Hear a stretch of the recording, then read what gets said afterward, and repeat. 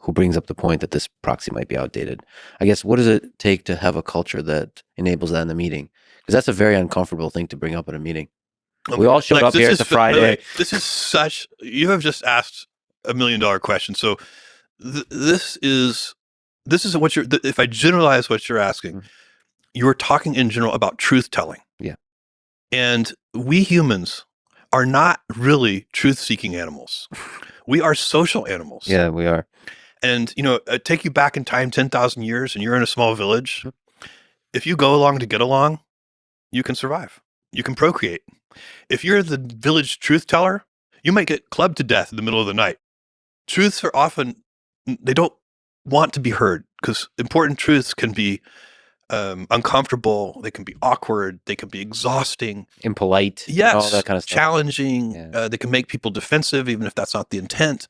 But any high-performing organization, whether it's a sports team, a business, a political organization, an activist group, I don't care what it is, any high-performing organization has to have mechanisms and a culture that supports truth-telling. One of the things you have to do is you have to talk about that. And you have to talk about the fact that it takes energy to do that. You have to talk to people. You have to remind people it's okay that it's uncomfortable.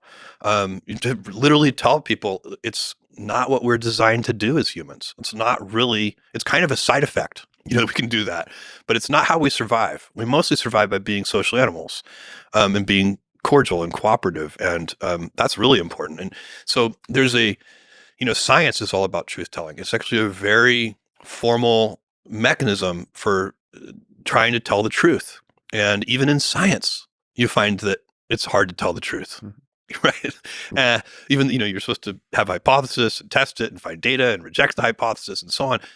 It's not easy.